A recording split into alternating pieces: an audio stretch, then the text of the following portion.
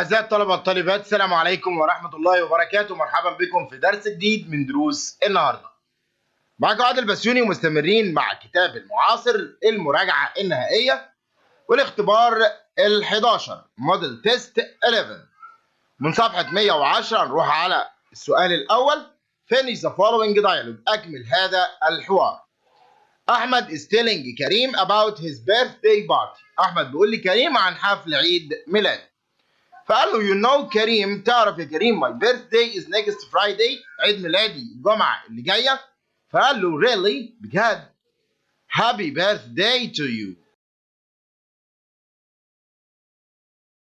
I am going to give a party. Are you free to join us؟ فاضي يعني تيجي معانا تحضر الحفلة؟ فقال له ايه؟ sure بالتأكيد. قال له I am glad you welcome، أنا سعيد إن أنت هتيجي. فسأله سؤال وقال له إيه؟ who will come؟ مين اللي هيجي تاني؟ فقال له many of our friends will come، كتير من أصحابنا. قال له great. will علي come؟ علي جاي؟ قال له علي no. his mobile is off all the time. don't worry I'll tell him، أنا هقول له. روح على طول للسؤال الثاني. read and complete the text with words from the following list. stronger, strong, space, year, century, telescope. Before the beginning of the 17th century، قبل بداية القرن ال17، astronomers had only studied space with their own eyes. Then in 1608 the telescope was invented. The Italian astronomer Galileo improved the design. He made the lenses stronger so that he could study the planets in our solar system. يلا نروح على السؤال الثالث. read the following then answer the questions. Robert Tang was born in Kuala Lumpur, the capital of Malaysia. He lived there for 10 years while his father was working there. He used to go to a primary school with his cousin. He used to be good at math, but he didn't used to be good at sports. Now, he lives with his family in Singapore. He goes to Gangyang Secondary School. And his favorite subjects are computer studies and history. His best friend's name is Lee. He likes him because he makes him laugh. When he grows up, Robert is not going to be a businessman like his dad. He hopes he will be a doctor. Perhaps he will live in a big house with a swimming pool. He intends to visit Australia. Most importantly, he hopes his family he will be very happy and healthy. يلا نروح على الأسئلة ونشوف السؤال الأول. Choose the correct answer. اختر الإجابة الصحيحة. The main idea of this passage is about عن مين؟ عن Robert Tang. Robert is a student. Robert likes his friendly because he makes him laugh. Infer from this passage that Robert is kind to his family. ازاي هو عطوف للأسرة بتاعته؟ يلا نشوف من القطع. لما قال he hopes his family and he will be happy and healthy. ودي يا شباب تبقى إجابة السؤال الرابع.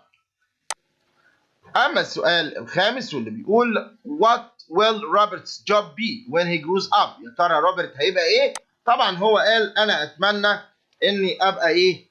أبقى دكتور. فهو إن شاء الله في المستقبل هيبقى طبيب. يلا نشوف السؤال السادس. Summarize the last paragraph of the text in one sentence. Robert is kind to his family.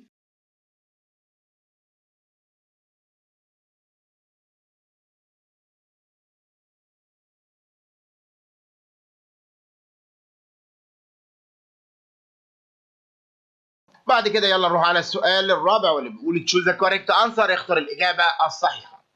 is a person who researches يبحث and writes news articles. ده طبعا الجورناليست.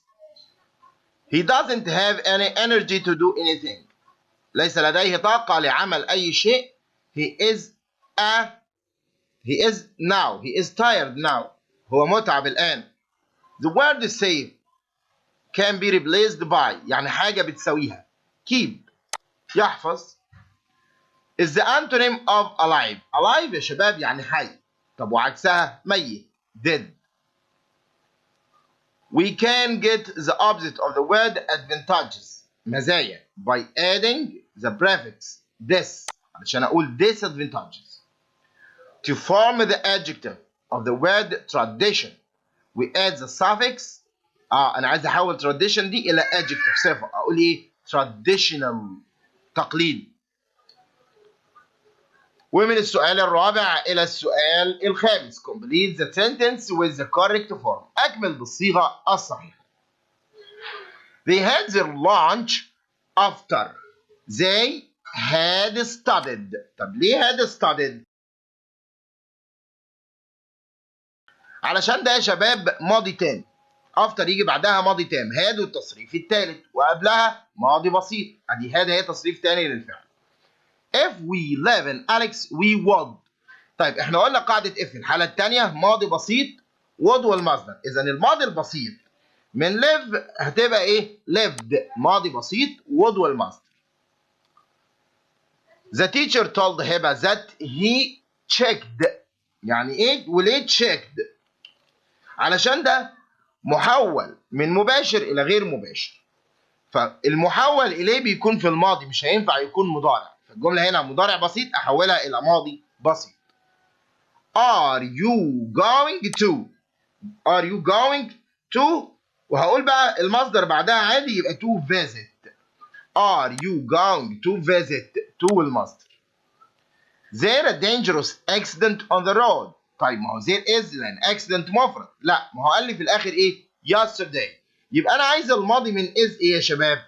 الماضي من is was. الماضي من is was. ونروح على طول السؤال الأول. finish the following dialogue. أكمل هذا الحوار. Nagy is at the tailor's to take his granddad's jacket.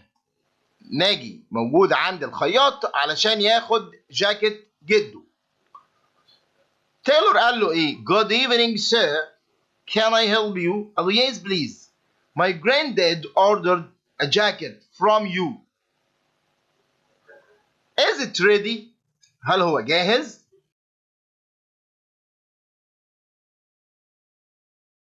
قال له I am sorry. It isn't ready yet. لم يكن جاهز. Can you come at 8 this evening?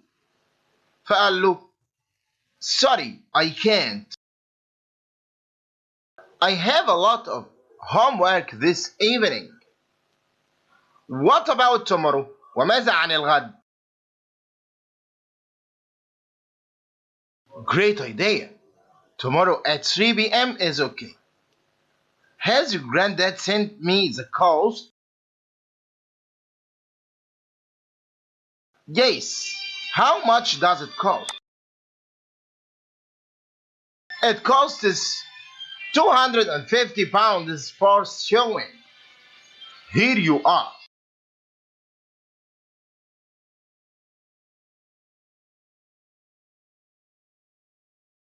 ادي 200 جنيه وتومورو I will get you the rest of the money. وبكره ان شاء الله هجيب لك باقي الفلوس.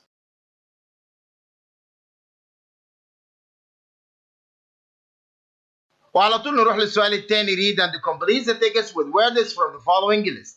be, is, be, touching, driverless, driver, environment.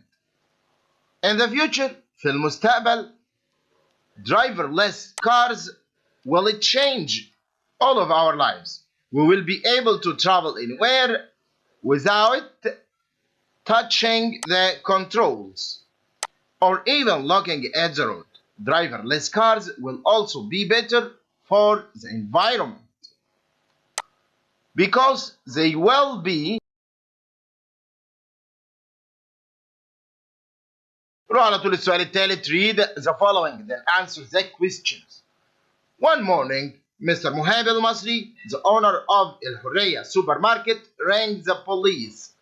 My guard, Osman Sharif, has just found me and told me that the thieves has stolen lots of money from my shop. Officer Marzouk and the two policemen rushed to the supermarket. Mr. Mohab al-Masri and the guard were waiting. Officer Marzouk said, Osman, please tell us what happened. قول لنا ايه اللي حصل. The guard answered, I was sitting in my room at the back of the shop. I heard the sound of breaking glass. I turned on the lights, but they weren't working. Someone had turned off the electricity. I went into the shop. I couldn't see anything. Suddenly, someone grabbed me and put a cloth over my face. I couldn't breathe and I fainted. فقدت الوعي. About an hour later, بعد ساعة, I woke up. As soon as I had recovered, I looked around the shop.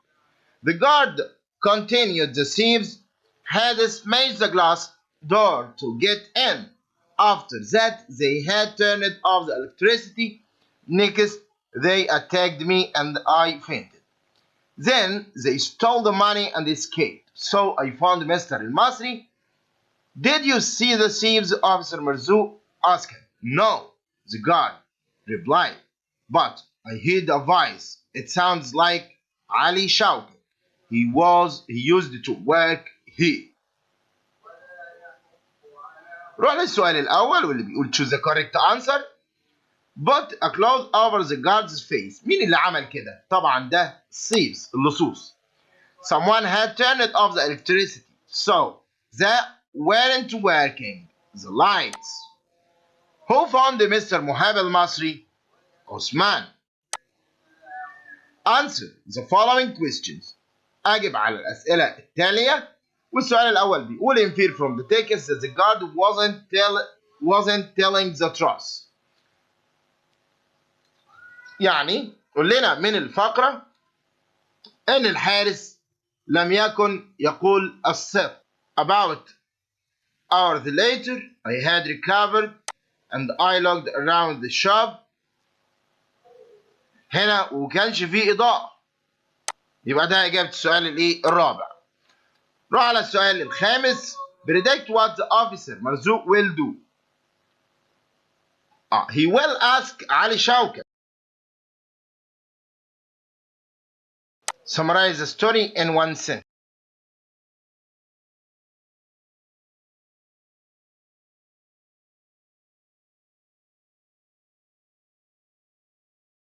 المصري supermarket was robbed.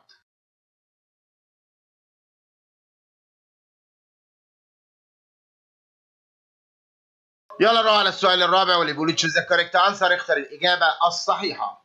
A lion is a wild animal. Wild is the opposite of. يعني إيه wild؟ يعني بري. طب وعكس البري؟ domestic. The castle was by a tall fence. Was surrounded. محاطة. To get the antonym of the word adjective, of the adjective normal, abnormal, we add the suffix to turn the verb pollute into a noun, pollution. The synonym of popular, well known. The antonym of the word professional, amateur. روح على طول للسؤال الخامس. complete with the correct form. I think people will be able to.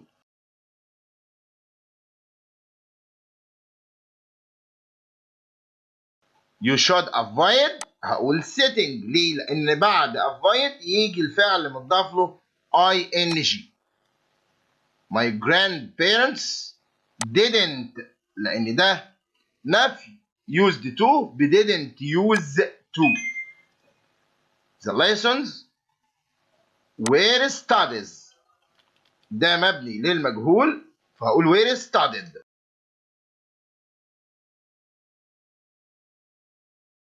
Ali didn't eat his meal until his father had come. وقلنا ان until و till يجي بعديهم ماضي تام وقبليهم ماضي بسيط منفي. يبقى ماضي بسيط منفي ماضي تام، ماضي بسيط منفي ماضي تام. يبقى علي didn't eat his meal، ادي ده ماضي بسيط منفي. until his father had come، حتى اتى والده.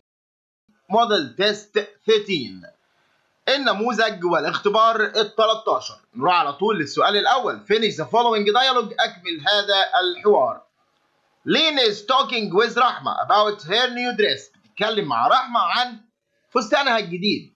فلين قالت ايه؟ هاي رحمة، what a beautiful dress you are wearing، ايه الفستان الجميل اللي انت لابساه ده؟ رحمة قالت لها thanks. do you like the color، حبيت اللون؟ قالت لها yes I like the color and the design، حبيت اللون والتصميم كمان. فرحمة قالت my mom sewed it for me، ماما اللي صنعتهولي. قالت لها wonderful can't she sew one for me؟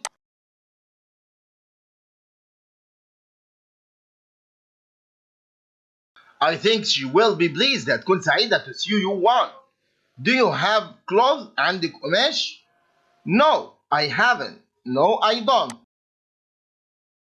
I'll buy it، هشتريه. where can I buy it، اشتريه منين؟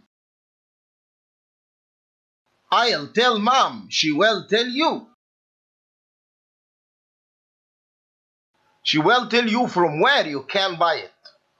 will it cost me much money؟ no it won't.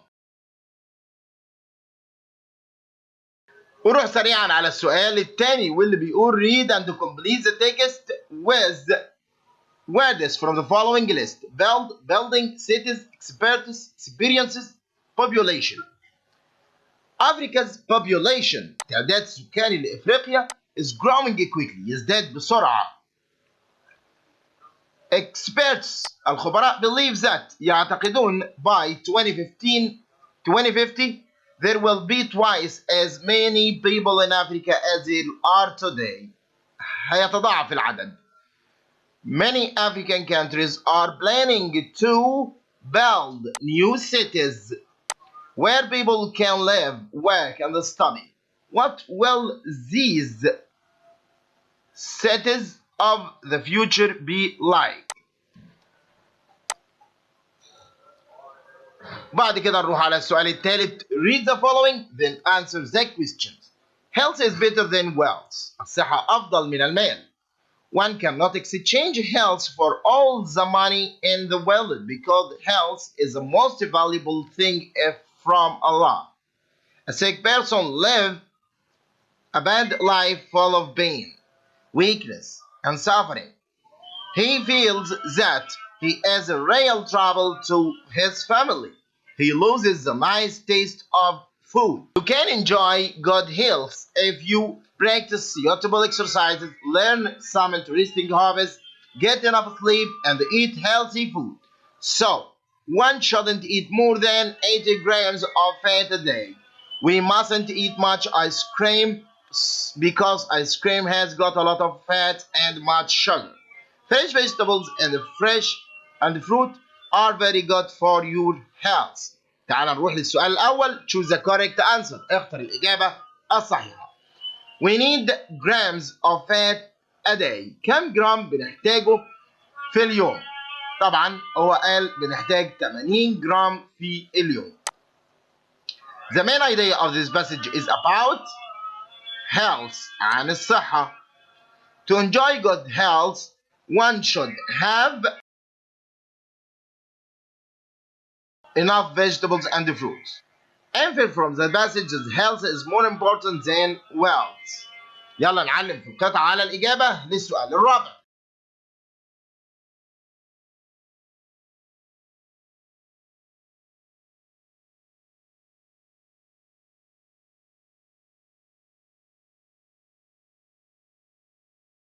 أما السؤال الخامس: what other food do you think the writer will encourage us to eat؟ إيه الأكلات التانية اللي هيشجعنا الكاتب على أكلها؟ كل الأكلات التي لا تحتوي على كثير من الدهون. Summarize the last paragraph in one sentence. لخص الباراجراف الأخير في جملة واحدة.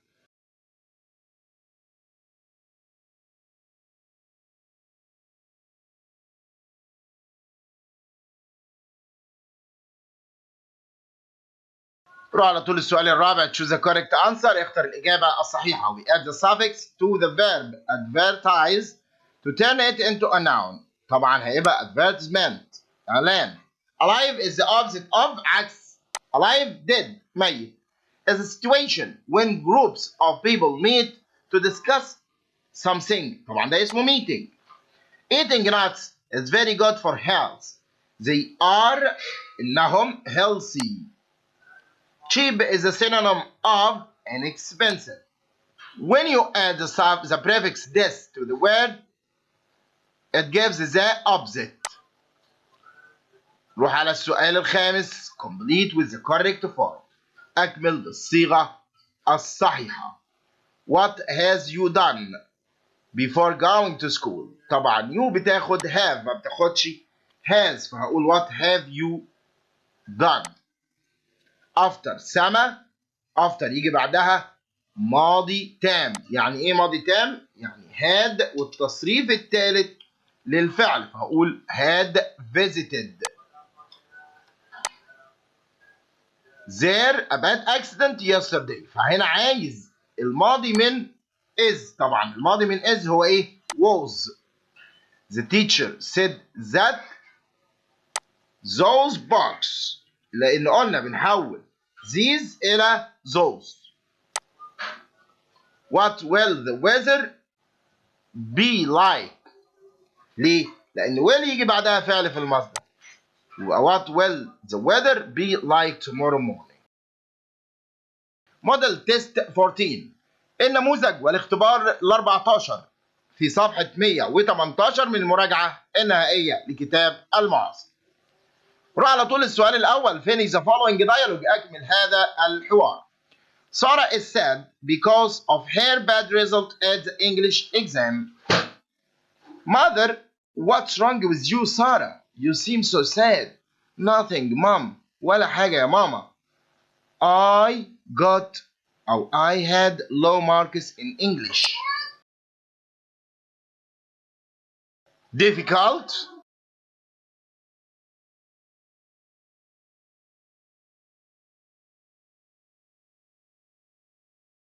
Do all your classmates complain?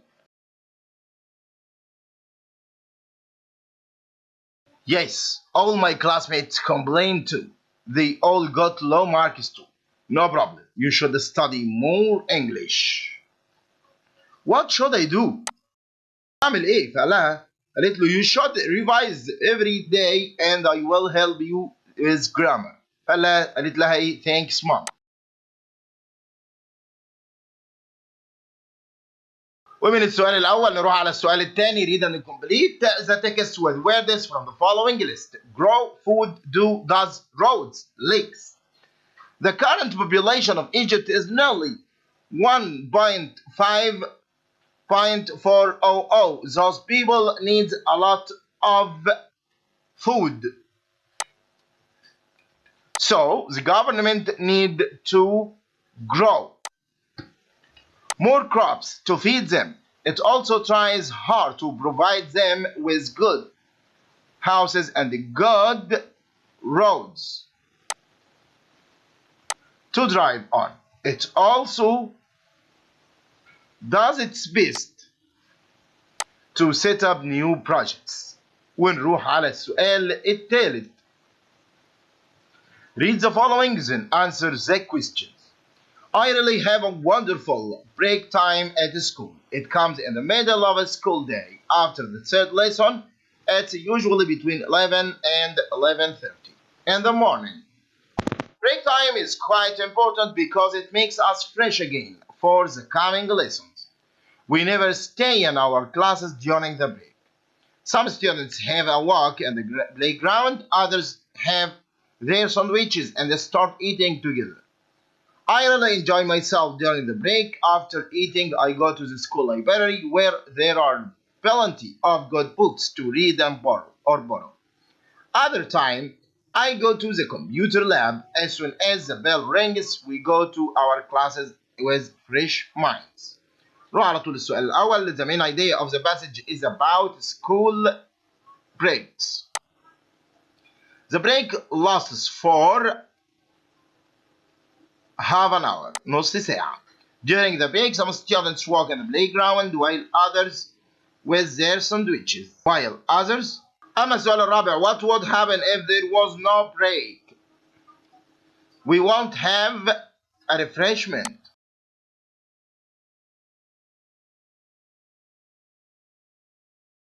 Infer from the passage why break time is important. It refreshes students' minds. Summarize the last paragraph in one sentence. لخص الفقرة الأخيرة في جملة واحدة.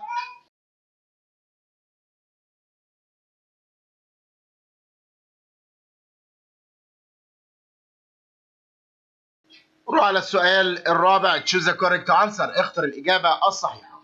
Means being put in dangerous situation. إنك تتحط في موقف خطر فأنت مهدد بالخطر. In danger. The opposite of above. عكس كلمة above below. فوق أسفل. The coastal habitat is found next to the sea. To turn the verb renew into an adjective, we add the suffix able, renewable. The prefix gives the opposite of the adjective comfortable, uncomfortable. You should choose a suitable time for visiting others. The synonym of suitable, مرادف suitable. يعني ايه suitable؟ appropriate. نروح بعد كده للسؤال الخامس. Complete with the correct form. أكمل بالصيغة الصحيحة. Warm wet areas is cold أو عشان جمع أقول are cold.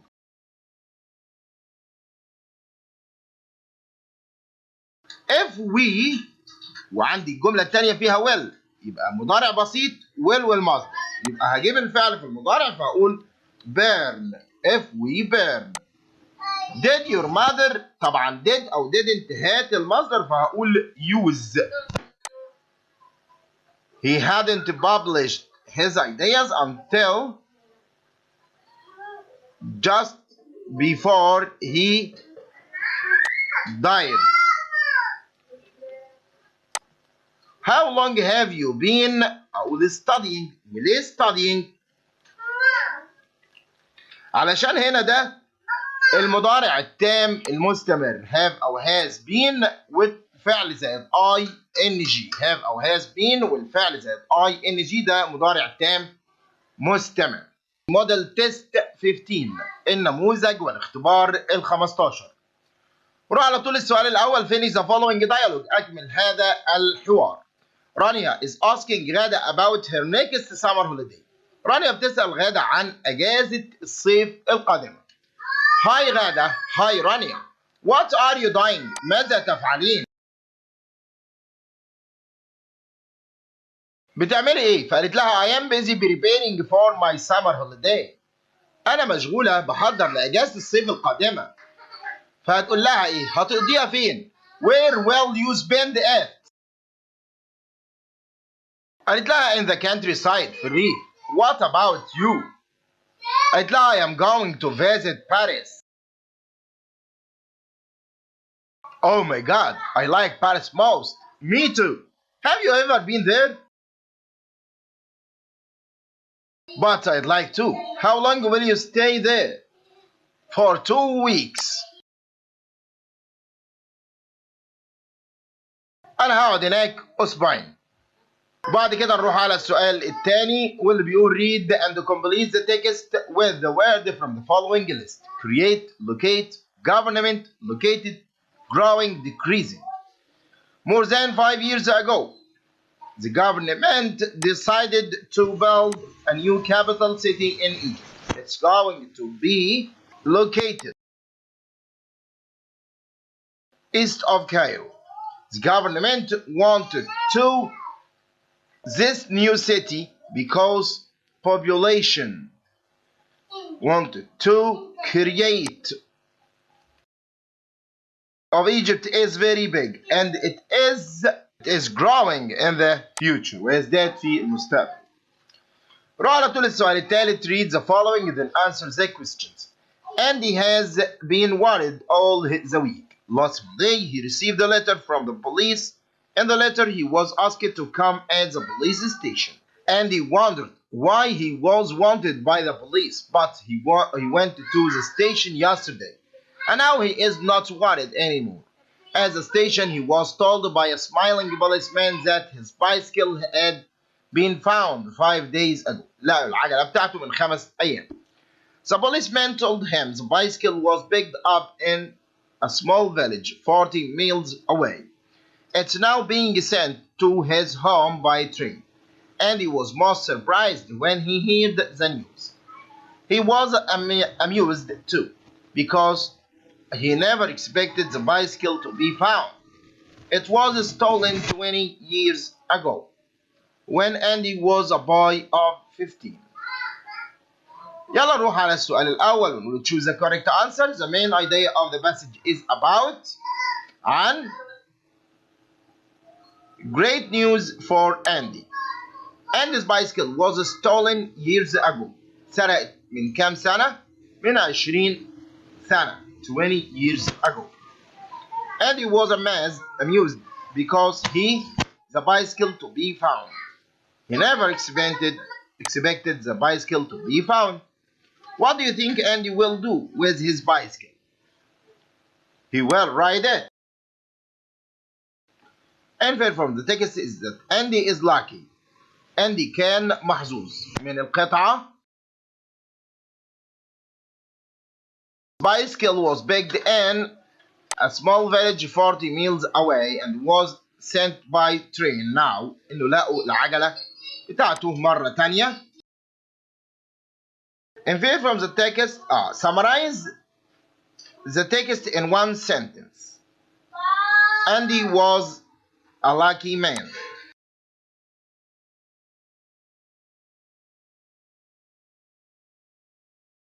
روح على السؤال الرابع. choose the correct answer. The person who rules a city is a governor. المحافظ.